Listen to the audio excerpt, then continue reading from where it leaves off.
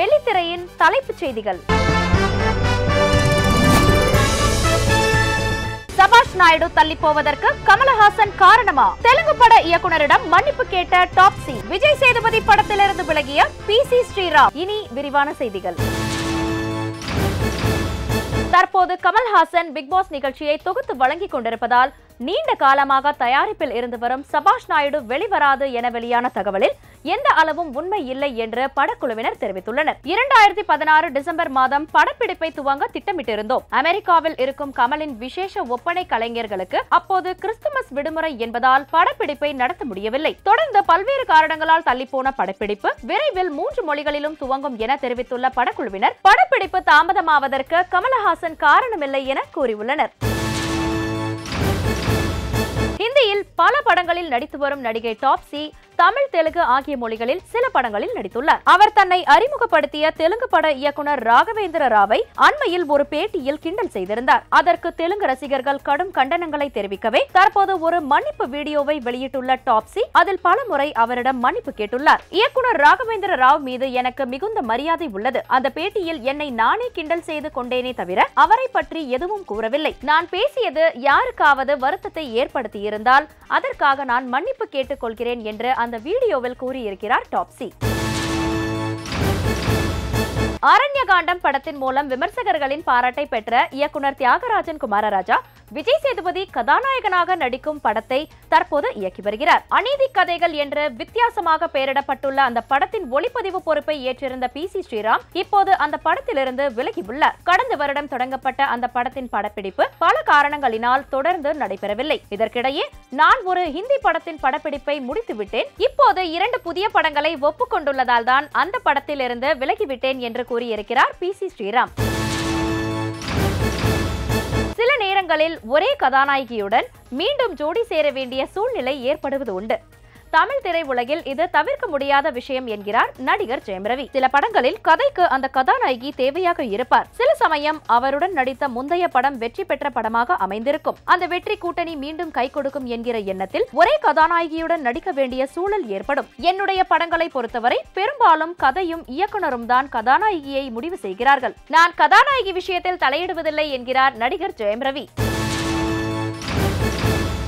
Darling, வேலைன்னு வந்துட்டா வெள்ளக்காரன் உட்பட பல தமிழ் படங்களிலும் ஏராளமான தெலுங்கு படங்களிலும் நடித்திருப்பவர் நடிகை நிக்கி கல்ராணி. இவர் இப்போது தமிழில் 5 படங்களில் நடித்து வருகிறார். தமிழ் படங்களில் தொடர்ந்து வாய்ப்புகள் வருவதால் சென்னையில் வீடு வாங்கி குடியேற முடிவு செய்த நிக்கி கல்ராணி இப்போது எழும்பூரில் நயன்தாரா வசிக்கும் அடுக்குமாடி குடியிருப்பில் ஒரு பிளாட் வாங்கி குடியேறியிருக்கிறார். தமிழில் வனமகன் படத்தில் கதாநாயகியாக அறிமுகமாகி இருக்கும் நடிகை சைஷா சைகல் சமந்தா குடியிருந்த வீட்டிற்கு குடிபெயர்ந்திருக்கிறாராம். சில நடிகைகள் தங்களது 14 அல்லது 15 வயதில் நடிக்க வருகிறார்கள். ஆனால் நான் அதைவிட சிறு வயதிலேயே நடிக்க வந்துவிட்டேன் என்கிறார் நடிகை ஹன்சிகா. இப்போது எனக்கு 25 வயது ஆகிறது. இன்னும் நான் நீண்ட தூரம் திரை உலகில் பயணிக்க வேண்டி இருக்கிறது.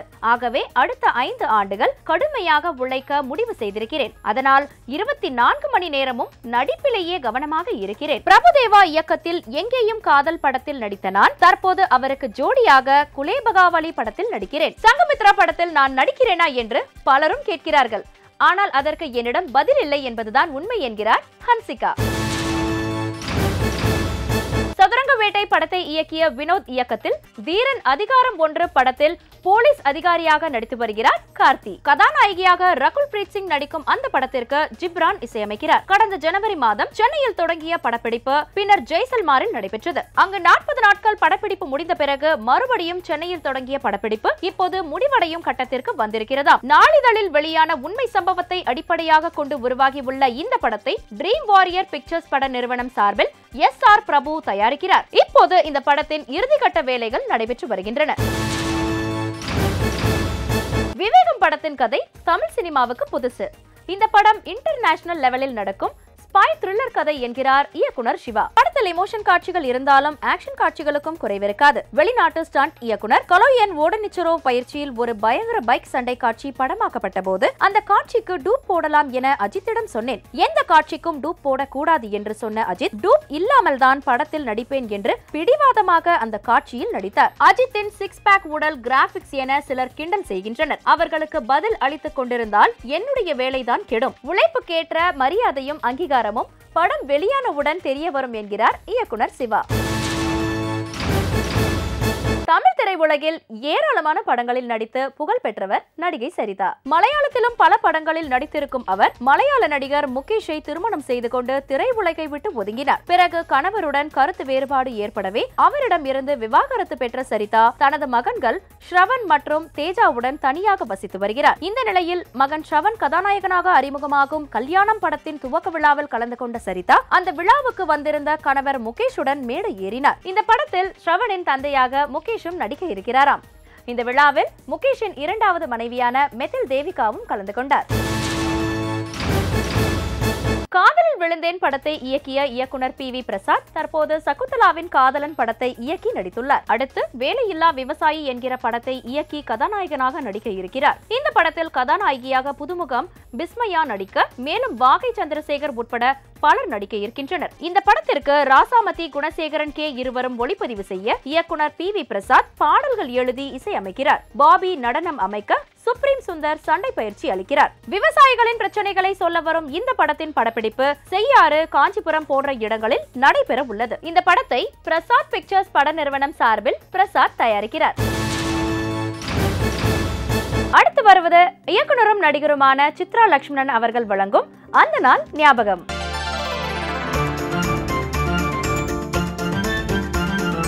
இன்பமே உந்தன் பேர் பெண்மையோ, இன்பமே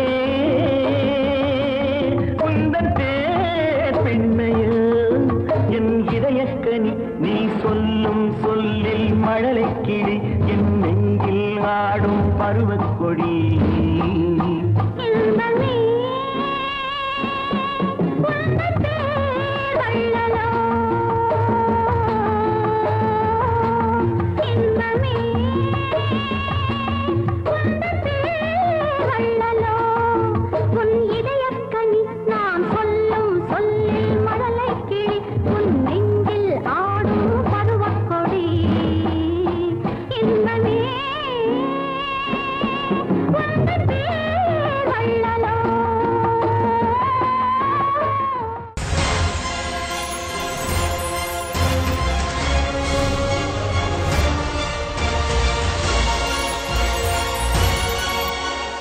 தமிழ்நாடு சட்டமன்ற தேர்தலிலே எம்ஜிஆர் பெற்ற மகத்தான வெற்றி இந்திய அரசியல் வரலாற்றிலே ஒரு புதிய அத்தியாயத்தை எழுதியது. நாடாளுகின்ற வாய்ப்பினை பெற்ற முதல் நடிகர் என்று இந்தியாவுடைய மொத்த பத்திரிகைகளும் எம்ஜிஆரை கொண்டாடின. தமிழக முதல்வராக எம்ஜிஆர் தேர்ந்தெடுக்கப்பட்ட போது அவர் நடித்து கொண்டிருந்த அண்ணானியின் தெய்வம், மதுரை முட்ட சுந்தரபாண்டியன், மீனவ நண்பன் ஆகிய 3 படங்களின் படப்பிடிப்பு முடிவடையாமல் இருந்தன. தான் முதல்வராக பதவியேற்பதற்கு முன்னாலே இந்த படங்களுடைய படப்பிடிப்பை முடிக்காவிட்டால் அந்த படத்துடைய தயாரிப்பாளர் பெரும் சிக்கலில் மாட்டிக்கொள்வார்களே என்று கவலைப்பட்டார் எம்ஜிஆர். இந்த 3 படங்களில் அவர் இயக்கிக் கொண்டிருந்த மதுரை முட்ட சுந்தரபாண்டியன் படத்திலே 2 நாட்கள் படப்பிடிப்பு மட்டுமே மீதம் இருந்தது. அந்த படத்திற்கான படப்பிடிப்பை 2 நாட்களிலே அவசரமாக முடித்த எம்ஜிஆர் அந்த படத்தின் டப்பிங் பணிகளை 2 நாள் இரவு முழுவதும் பேசி முடித்தார். அண்ணானியின் தெய்வம் படத்தை பொறுத்தவரையிலே அப்போது 40% தான் அந்த படம் வளர்ந்திருந்தது. எம்ஜிஆர் பதவியேற்பதற்கு முன்னாலே அந்த படத்தை முடிப்பதற்கு அந்த படத்தினுடைய தயாரிப்பாளர்கள் தயாராக இல்லாத காரணத்தினாலே இன்னொரு திரைப்படமான மீனவ நண்பன் படத்தை இயக்கிக் கொண்டிருந்த ஸ்ரீதரை அழைத்தார் எம்ஜிஆர். இன்னும் எத்தனை நாள் காட்சியில் கொடுத்தால் மீனவ நண்பன் படத்தை நீங்கள் முடித்து விடுவீர்கள் என்று ஸ்ரீதரிடம் எம்ஜிஆர் கேட்டபோது, நீங்கள் 2 நாட்கள் மட்டும் காட்சியில் தந்தால் போதும், நான் படத்தை முடித்து விடுகிறேன் என்று சொன்னார் ஸ்ரீதர். அப்போது அந்த படத்திற்கான கிளைமாக்ஸ் காட்சி மட்டுமே படமாக்கப்பட வேண்டியிருந்தது. புயல் வீசிக் கொண்டிருக்கும் சூழ்நிலையிலே கொட்டுகின்ற மழைக்கு நடுவே கடலிலே நம்பியாரை எம்ஜிஆர் துரத்துவது போன்ற காட்சியை படமாக்குவதற்கு வாயுநிலை செட்டு போட்டுவிட்டு எம்ஜிஆருக்காக காத்து கொண்டிருந்தார் ஸ்ரீதர். எம்ஜிஆர் படப்பிடிப்பு தளத்துக்கு வந்தவுடன் அன்று படமாக்கப்பட வந்த காட்சியை பற்றி எம்ஜிஆருக்கு விளக்கி சொன்ன ஸ்ரீதர், இந்த காட்சியிலே சேசிங்கையும் சண்டையை மட்டும் வைத்துக் கொள்ளலாம், மழையை தவிர்த்து விடலாம் என்று இருக்கிறேன் என்று அவரிடம் சொன்னார். ஏன் மழை வேண்டாம் என்கிறீர்கள் என்று ஸ்ரீதரிடம் எம்ஜிஆர் கேட்டபோது, இன்னும் 2 நாட்களிலே நீங்கள் பதவியேற்க வேண்டும், கொட்டும் மழையிலே நீங்கள் நடித்து ஜலதோஷம் ஜுரம் என்று வந்துவிட்டால் பிரச்சனையாகிவிடும் என்றார் ஸ்ரீதர். அதெல்லாம் எனக்கு ஒன்றும் ஆகாது, தேவையில்லாமல் நீங்கள் பயப்படாதீர்கள் என்று அவருக்கு ஆறுதல் சொன்ன எம்ஜிஆர் இந்த சண்டை காட்சியில் மழை இருந்தால் தான் தத்ரூபமாக இருக்கும் என்று சொல்லி 2 நாட்களும் கொட்டும் மழையிலே அந்த காட்சியிலே நடித்து முடித்தார். இரவு அந்த படப்பிடிப்பை முடித்து விட்டு அவர் கிளம்பிய போது மறுநாள் முதல்வராக பதவியேற்கிருந்த அவருக்கு அந்த படப்பிடிப்பு தளத்தில் இருந்த நடிகர்கள், தொழில்நுட்ப கலைஞர்கள், தொழிலாளர்கள் அனைவரும் தங்களது வாழ்த்துக்களை தெரிவித்துக் கொண்டார். எம்ஜிஆருடைய கரங்களை பற்றி கொண்ட ஸ்ரீதர் அவரது ஒத்துழைப்புக்கு நன்றி தெரிவித்த போது, நாளை பதவியேற்பு விழாவுக்கு நீங்கள் அவசியம் வர வேண்டும் என்றார் எம்ஜிஆர். சரித்திர புகழ்பெற்ற அந்த நிகழ்ச்சிக்கு நான் வராமல் இருப்பேனா? இப்போ உங்க பக்கத்தில் நிற்கிறது போல அங்கே நிற்க முடியாவிட்டாலும் அரங்கிலே ஏதாவது ஒரு மூலையிலே நின்று கொண்டு அந்த விழா நிகழ்ச்சிகளை நான் பார்த்து கொண்டிருப்பேன் என்றார் ஸ்ரீதர். நீங்கள் வரதா சொல்லிட்டீங்கல்ல, மற்றதை நான் பார்த்துக் கொள்கிறேன் என்று சொன்ன எம்ஜிஆர் அதை நினைவில் வைத்துக்கொண்டு விஐபி வரிசையிலே உட்கார்ந்து ஸ்ரீதர் அந்த நிகழ்ச்சியை பார்ப்பதற்கு ஏற்பாடு செய்திருந்தார். எம்ஜிஆர் முதலாக அமைத்த மந்திரி சபையிலே அவருடன் சேர்த்து மொத்தம் 14 அமைச்சர்கள் இடம்பெற்றிருந்தார்கள். தன்னுடைய அலுவலகத்திலே நிர்வாகியாக பணியாற்றி கொண்டிருந்த ஆர்.எம். வீரப்பன் அவர்களை செய்தித்துறை அமைச்சராக்கிய எம்ஜிஆர் பொதுப்பணித்துறை, காவல்துறை, சுகாதாரத்துறை ஆகிய 3 துறைகளையும் தன் வசம் வைத்துக் கொண்டிருந்தார். 1971 நடைபெற்ற பொதுத் தேர்தலிலே திராவிட முன்னேற்றக் கழகம் வெற்றி வாகை சூடிய போது சுகாதாரத்துறை அமைச்சராக்க சொல்லித்தான் கலைஞரிடம் கேட்டுக்கொண்டார் எம்ஜிஆர். நீங்கள் சினிமாவை விட்டு விலகுவதானால் மந்திரியாக்குகிறேன் என்று கலைஞர் கருணாநிதி நிபந்தனை வைத்ததால் அப்போது அந்த பதவியை எம்ஜிஆர் ஏற்கவில்லை. அப்போது தான் கேட்டு கிடைக்காத அந்த சுகாதாரத்துறையை தன்வசம் அவர் வைத்துக் கொண்டதை பற்றி அப்போது எழுதாத பத்திரிகையிலே இல்லை என்று சொல்லலாம். 1977 ஜூன் மாதம் 30 அன்று ராஜாஜி ஹாலிலே நடைபெற்ற பதவியேற்பு விழாவில் அப்போது தமிழக கவர்னராக இருந்த பிரபுதாஸ் பட்வாரி முதலமைச்சராக எம்ஜிஆருக்கு பதவி பிரமாணம் செய்து வைத்தார். முதல்வராக பதவியேற்ற அடுத்த நிமிடம் அண்ணா சாலைக்கு விரைந்தார் எம்ஜிஆர். அங்கே தங்களது அன்பு முதல்வரை காண்பதற்காக லட்சக்கணக்கிலே மக்கள் திரண்டிருந்தார்கள். தன் நெஞ்சிலே எப்போதும் வைத்து போற்றி கொண்டிருக்கின்ற அறிஞர் அண்ணாவுடைய சிலைக்கு மாலையை அணிவித்துவிட்டு மக்கள் மத்தியிலே பேசுவதற்காக எம்ஜிஆர் வந்தபோது புரட்சி தலைவர் வாழ்க என்று அங்கே கூடியிருந்த மக்கள் உணர்வுபூர்வமாக எழுப்பிய வாழ்த்தொலி அடங்க 1/2 மணி நேரமானது.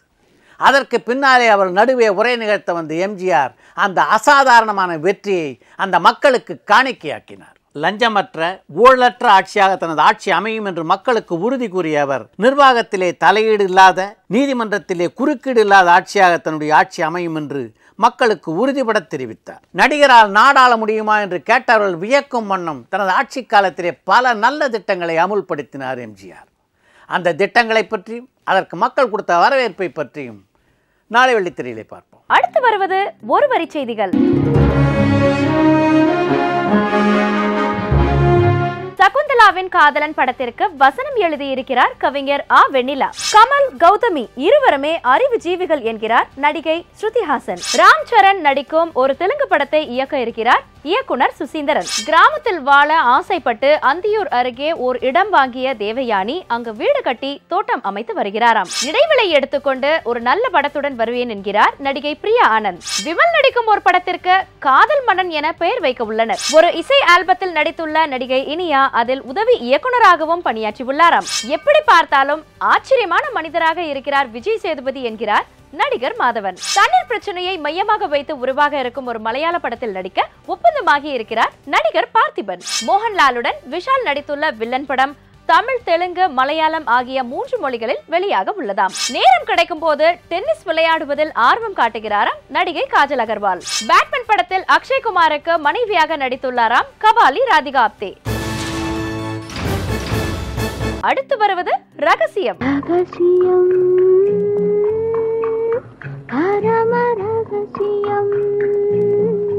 படத்தில் நடிச்சா 10, பாடல் கார்டுனா 5ன்னு ரேட் கார்டை தயாரா வச்சிருக்காங்களாம் அந்த இனிமையான நடிகை.